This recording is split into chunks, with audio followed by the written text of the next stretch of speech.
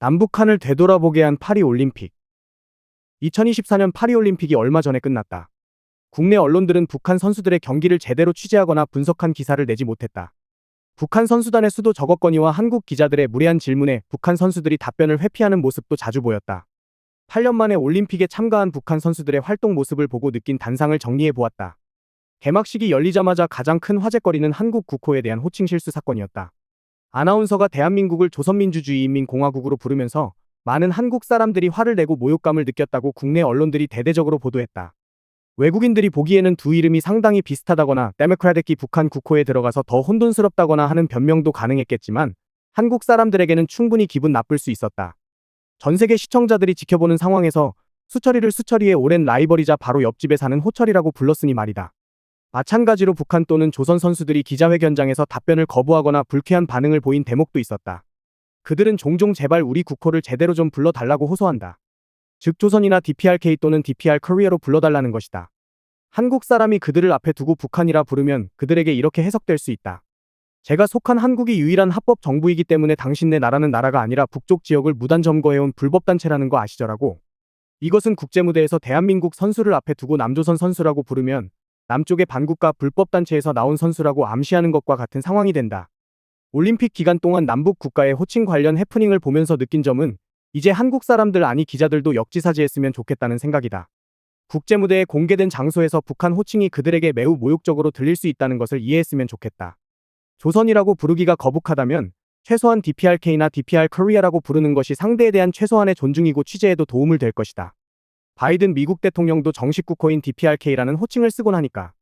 이번 올림픽에서 북한의 여성 파워가 주목받는 이유를 분석한 BBC 뉴스의 기사도 매우 인상적이었다. 북한의 이번 올림픽 참가 선수 16명 중에 12명이 여성이었다.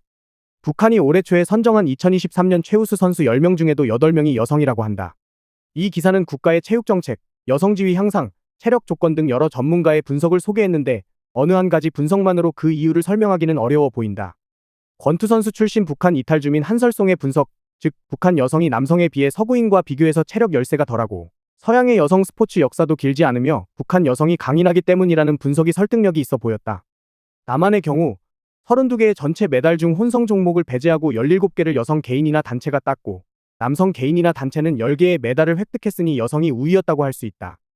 또 2020년 도쿄올림픽까지 여름올림픽의 메달 수를 종합했을 때 총 282개의 메달 중 3분의 2에 해당하는 186개를 남성 선수가 획득했다.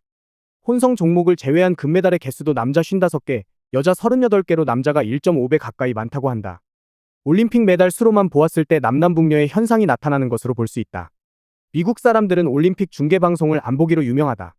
필자의 주관적 추측으로는 국내 프로스포츠가 덜 발달할수록 그리고 국가주의적 분위기가 강할수록 그 나라 사람들의 메달 종합순위에 대한 관심은 더 큰 것 아닌가 생각된다. 필자의 경우도 국가별 메달 순위에 자꾸 눈길이 간 것은 어쩔 수 없었다. 북한의 경우 8년 만에 올림픽 대회에 출전한 때문인지 국가별 종합순위 68위로 역사적으로 가장 낮은 메달 순위를 보였다. 북한이 남한을 앞지른 기록은 1972년 미넨 올림픽에서 있었다. 남한보다 24년이나 늦게 데뷔한 첫 여름올림픽에서 북한은 남한이 그동안 한 번도 따지 못한 금메달을 획득했고 금한개, 은한개, 동세개로 22위에 올랐다. 남한은 유도에서 유일한 은메달 1개로 종합순위 34위였다. 중국이나 미국처럼 인구가 많고 국가적인 투자 여력이 큰 강대국들이 항상 최상위권을 차지하는 일방적인 순위 집계 방식이 있지만 이에 대한 반론으로 나온 색다른 종합순위 방식도 있었다. 단순한 메달수 합계가 아니라 인구나 GDP 대비 메달수를 집계하는 방식이 대표적이다. 메달스 퍼 캐피터는 국민총생산 대비 메달수로 순위를 집계하는데 2016년 리우올림픽에서 국민총생산 기준의 메달 순위에서 북한은 1위를 차지했고 남한은 21위였다.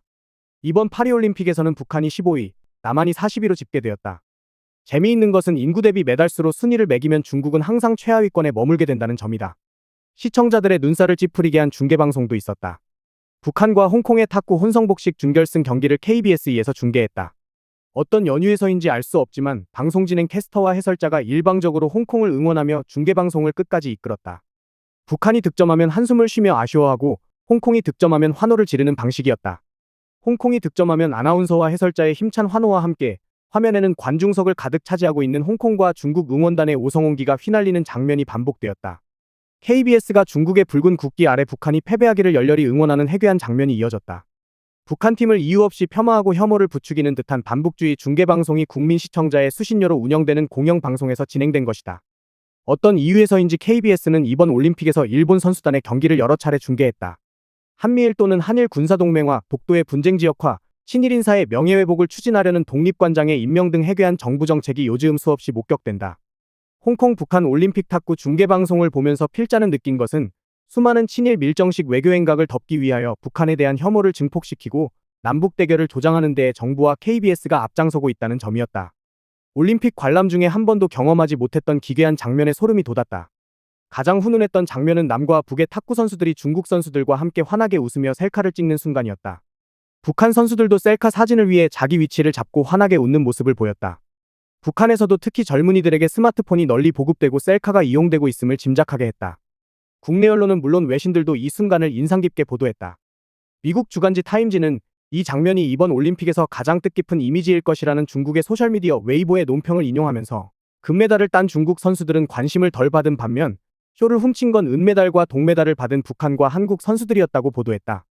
그리고 이 잡지는 남북이 선전 전단지와 오물풍선을 주고받는 한국전쟁 이후 최악의 상황에서 남북의 젊은 선수들은 옹기종기 다정한 모습을 연출했다고 덧붙였다.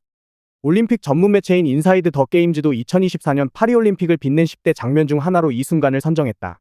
남과 북이 하나 되는 역사적인 셀카로서 세계인들의 뇌리에 강한 인상을 남겼다고 평가하면서 정치적 경계를 초월한 동료애와 상호 존중의 순간으로서 그것이 올림픽이 가진 통합의 힘이라고 강조했다. 남북 선수단은 2000년 시드니 하계올림픽, 2007년 장춘 동계아시안게임, 2018년 평창 동계올림픽 등 10번이나 개막식에서 한반도기를 앞세우고 공동 입장한 경험이 있다. 2018년 강원도 평창에 북한 선수단이 왔다. 한반도기 휘날리며 공동 입장도 했고 남북 단일팀을 함께 응원하기도 했다. 2017년까지만 해도 전세계 어떤 전문가나 학자도 예상치 못한 일이었다. 필자는 남북 젊은이들의 셀카 속 환한 웃음을 보면서 스포츠를 통한 남북 화해의 희망을 여전히 그리고 있다. 더 칼럼니스트